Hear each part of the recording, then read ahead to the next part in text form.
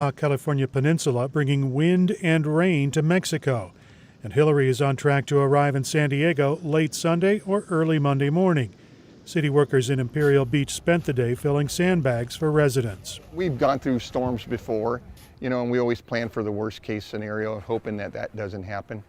But, for this storm, we're looking at, hopefully by the time it gets to us, it's, either a tropical storm or less. The low-lying community is not only at risk from rain and wind. Storm surge and waves along the coast will test armaments designed to protect homes, just like a winter storm did back in 2019. But stormy weather isn't the only concern. Every single time we have more than 1/4 of an inch of rain, we have the river start to flow.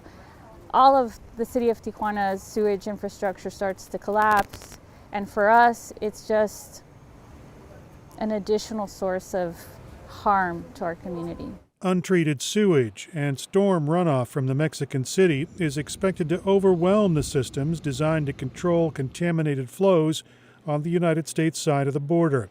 That might mean some of the dirty water is diverted into the ocean without treatment. It's an emergency situation for us, so we really have no choice.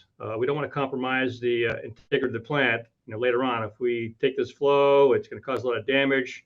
I think in the longer run, we'd be worse off.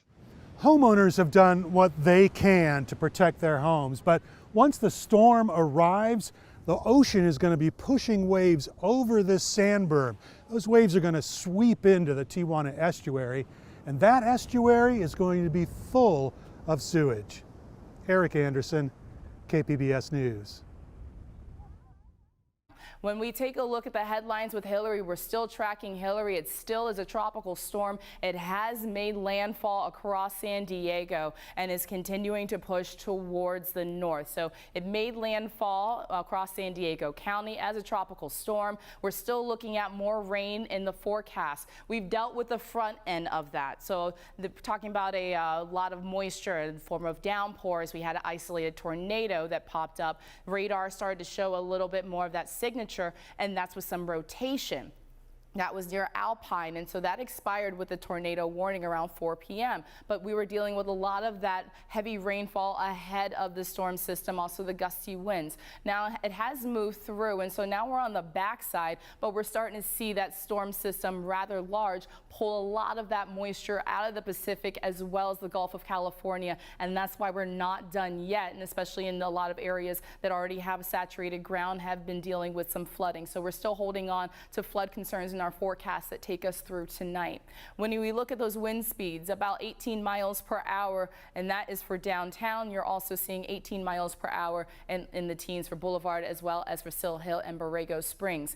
Gusts picking up, and so it's out of the south towards the north. You've got 31 miles per hour, and that's for Borrego Springs, 28 for downtown. Also talking about the teens for El Cajon and for Chula Vista, 20 miles per hour currently for Poway. We had the flood advisory, and that was in effect across the mountains. Things are starting to improve across our county, but we're still holding on to chances for wet weather and a lot of surrounding areas, including Palm Springs. Flash flood concerns also now highlighting across Los Angeles County. We're seeing flood concerns popping up. That's because now they're dealing with the front end of Hilary. We're dealing with the tail end of it. So we're still talking about some trailing moisture right behind Hilary that's impacting us across the county, just not as heavy as it was a couple of hours ago. We're still seeing some more moderate rainfall across North County, stretching out towards the mountains and even for Borrego Springs. But you're looking towards the South Bay where it's a little bit lighter, and you're seeing that from Del Mar stretching all the way towards Pine Valley. So we already have those slick roads out there, still holding on to a chance for some rain. We'll set the clock in motion coming up. But by tomorrow afternoon, things dry out. Temperatures will be below seasonal, and then it gives us enough time to dry out entirely as we stay with those below seasonal temperatures and some sunshine in the forecast that takes us into next weekend. Back to you.